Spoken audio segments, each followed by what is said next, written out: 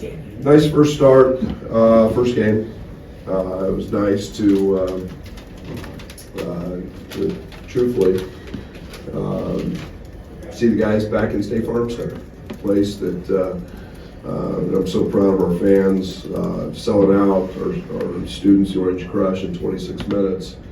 There's nothing like playing here. So I'm excited for our guys. There was an anxiety level, a sense of nerves to be in here for the first time. Obviously the exhibition at Ole Miss was a different experience going on the road, but saw a lot of really good things. I'm going to start with Kyle Boswell's on-ball defense in the first half. I thought it was fabulous. I thought it stymied them. It controlled the tempo, forced them out of what they wanted to do. I thought that was spectacular. I thought, obviously, Dre Gibbs, Longhorn doing what he does, just get a bucket.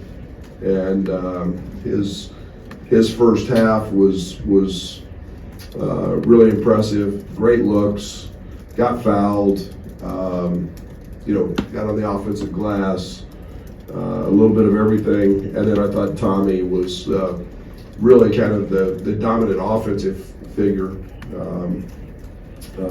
in the first half, and both on the glass, running stuff to him. You saw a little bit of his passing ability, but again, he had a tough night shooting it, which is something he has been doing at a very high clip. So he throws a couple of those in. It's a different, really a big night for him. But the second half I thought was a little bit better. I thought the one thing I thought the first half, we missed a lot of good looks that we normally make, but we got 50% of our misses back, and that was a positive. And then Merez defensively, 6 blocks, tied a freshman record. And then obviously you guys got to see a little bit of what we get to enjoy quite often, and Will Riley on a heater. And hard shot maker, wasn't like they weren't guarding him, and he's just got that gift. And so it was a nice first night.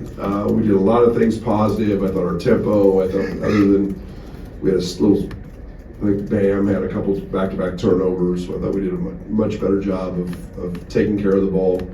But KJ, that's KJ. You look at his stat line, and he just stuffed it. They trapped ball screens. He's gonna play out of it. It wasn't a big night for him shooting the ball, but 7 assists, 2 turnovers, handling the ball all the time, 5 rebounds. Pretty good debut.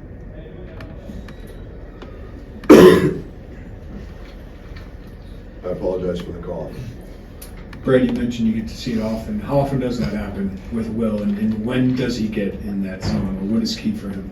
I don't know about every day. Yeah, he's just got a gift. He was our leading scorer in the Butler scrimmage. He was a guy that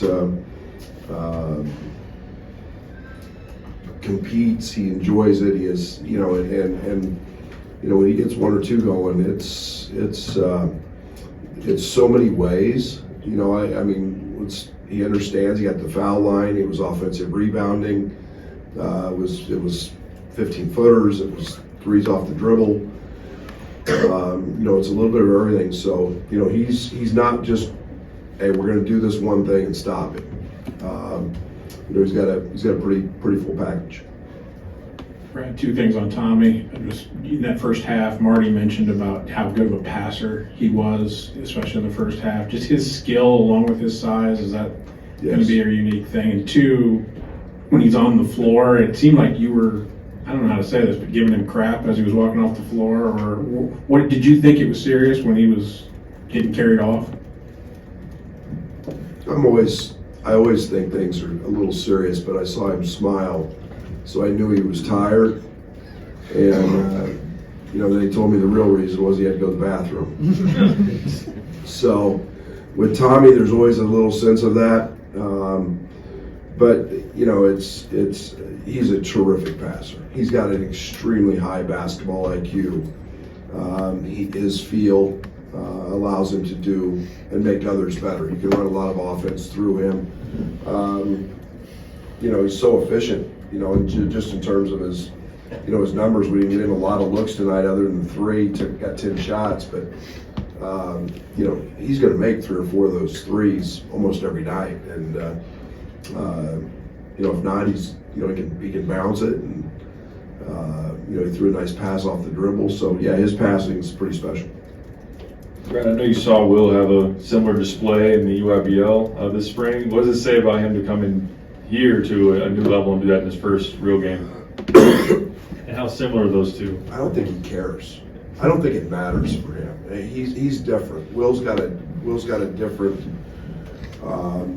passion, motivation for the game than a lot of people. He's just got a gift that he gets lost in the world he's in. I saw it a lot with Michael Beasley, and I'm not trying to compare him to, you know, Mike, but you just play, and Will does that. He just plays the game the right way, and you know, and when he gets on one, you just want to keep feeding the monster, and it's fun to watch. Brad, obviously defense struggled a little bit at Ole Miss. How do you feel like you progressed coming in this one? Well, we actually guarded the ball. I mean, we actually sat down today and guarded. We were atrocious in that exhibition game. We had no grit. We had no fight. You know, if you asked what our identity was, it might be a lot of things that weren't very positive. So we really had to get back after that. And, you know, the Eastern's a good team. You know, Marty does a great job, and those guys shoot a ton. They're in ball screens maybe as much as any team in the country. And they're going to shoot a ton of mid-range pull-ups. And it was a great night for us to believe that, yes, they're going to hit a few. But over the course of 40 minutes, it gets really hard to do that. And I thought our rear view contests were good. I thought our communication, which is something we've been harping on from day one, was really good. It was nice to see the freshmen out there talking, but Kylan does a tremendous job of that. He's a you know, he's a quarterback out there. Coach, do you like how KJ can push the pace, especially in the second half? Seems like that's a big part of getting into the offense and creating scoring opportunities. Yes. And, you know, I think it's one of the transitions that KJ's going through. You know, in Europe they play, there's maybe a little more sets involved. But on misses, we got to go. And I didn't think in the first half we did a great job of running, especially our wings. But KJ excels in the open court. And, you know, if you're open and you run, you know, guys are starting to figure out he'll get you the basketball. So we'll keep growing in that area, but I love that aspect of his game. What's Dre maybe done in the last month or last couple of weeks that, you know, he played well at Ole Miss, and then tonight maybe played one of his better games as well? No, I think it goes back to the work he started last spring towards the end of the season. And I think that I was gaining a lot more confidence in him. He had problems staying out of foul trouble in a lot of games. So his stints were a little shorter, so it was hard to see that offense get going. But then you get an off season of work, which he works. He's put the time in. He's changed his body with Fletch, and now you get, you know, that, to sound very cliche, freshmen become sophomores, and he's confident. He's defending without fouling. He's impacting the game on that end just as much as he is on the offensive side. So turned into a really, really nice player. Brad, what went into Ty's decision to redshirt, and how does that impact your team? Yeah, I think the one thing about young people is they have goals. They have things they want to try to reach. I think it was an opportunity that he felt and we felt that he could continue to grow. in terms of his game offensively. There's not a sweeter, and I use that term, nicer young man, kind heart, good human being, does everything right, will be a coach to these guys, but just has some areas of his game that he wants to continue to work on, and we support that, and development is what we've hung our hat on in this program, and he knows he's got a great group of coaches to help him do that, and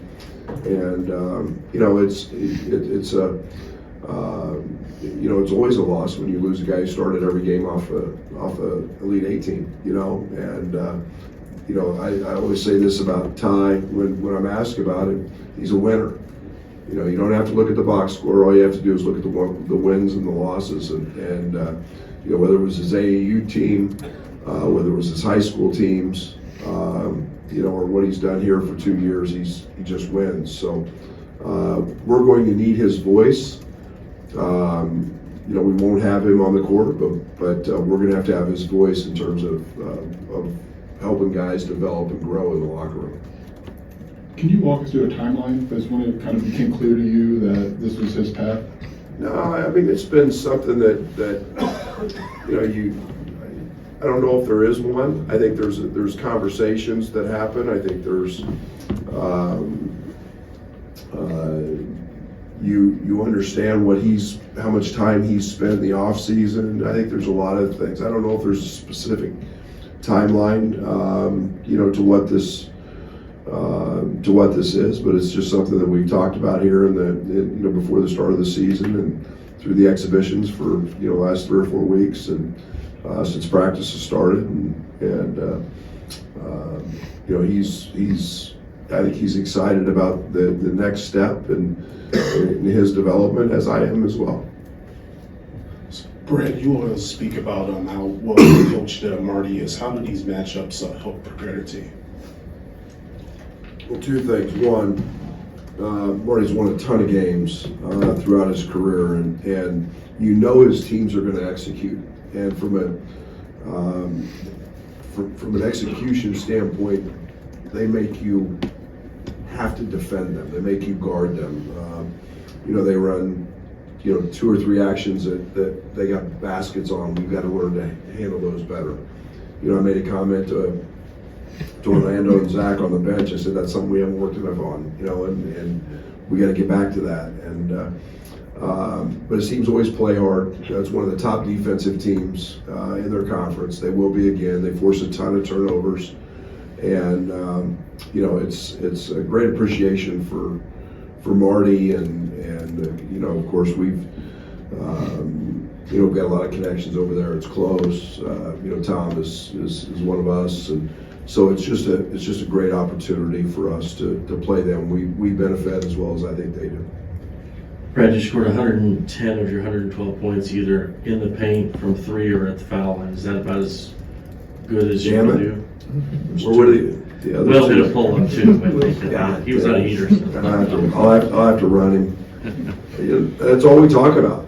3s, layups, or paint shots, and we play it's crazy because you're going to ask me to explain it. I can't. We play a shot selection game which has completely different scoring than the game of basketball does, based on where you shoot the shots and how you get them, and it's making players aware of those good and bad shots. And tonight was I don't know, 46 free throws, 42 threes. I hope we have a night where we have 50 3-point attempts and make 25 of them. It's what this team is made to do, and what we're trying to help them do. Again, we shot poorly in the first half, and numbers are pretty good. Coach, how would you describe Juarez Johnson's rebounding prowess, and how important is that going to be for you when you get into the heart of the season? Huge. Juarez is a gifted rebounder. He's got a nose for the ball. He chases it. He's extremely physical. Juarez's lower base is extremely strong, so he doesn't bump easy. He's always on balance when he goes to rebound. I think, I might be mistaken, I think he holds USA Basketball's record for the most rebounds in a game with USA Basketball. But you see his versatility, his athleticism. He has the ability to go block shots. He has the ability to go grab rebounds above the rim. And that's something, I'll be very honest, we haven't had. So excited for his development and what his future holds. Hey coach, with all these new guys, you're gonna need leaders. How important is it for the new players to see the lone returner now in Dre not only be an improved scorer, but just hustling everywhere, the effort? It seems like he's breaking a sweat as soon as he steps on the court. Yeah, the best thing about Dre is, and I appreciated this so much about Dre last year, when he wasn't playing, he is genuinely happy when others succeed. And that is so contagious. I love that about Dre. And, you know, he's the cheerleader. All of our guys in our locker room know how hard he works and how much time he puts in. So that translates. You know, he's an easy guy to root for because he's everything that we're about. And yeah, my hat's off to him because he's put in the work. He's seeing the rewards now, and it's just he's about the right things. Brad, a year ago you were talking about Sincere going down the development path, and obviously you ended up staying here. Is it difficult when you expect a guy in a certain role, and then with the red shirt, there's no guarantee you'll have them the following year? Yeah, it's a world we're in. It's a world we're in. I think he's in Illini. I think he's our guy. We love Ty to death, but our world doesn't have any guarantees now, and so we'll do everything that we can do within our power to to help him be as successful as he can be, and there's no rhyme or reason to anything, but we sure hope he's in Illini. With like 3 or 4 minutes left, you were able to empty the bench out. Is there a reason Jason didn't end up getting on the court? No, we're approaching that red shirt topic with him as well, and so we don't want to put him in a stressful situation with that. Matt, this will be the last one for Brad. You mentioned the 46 free throws. It seemed like last year that was dictated by whether or not TJ got to the line or not with your team. This year is 30, 35 a night realistic because of the 5 you can put out there? I hope so. I hope I think that, I'll be honest, one of my big worries in the offseason is how do we replace 287 free throw attempts by Terrence Shannon. Those were a lot of points. That led to a lot of efficiency. I think that every game is different, but I do think that living in the paint, attacking the rim, keeping the floor spaced, being able to attack closeouts, all of those things are vital to our success offensively, and getting fouled is something we work really hard on. We think it's a really good thing.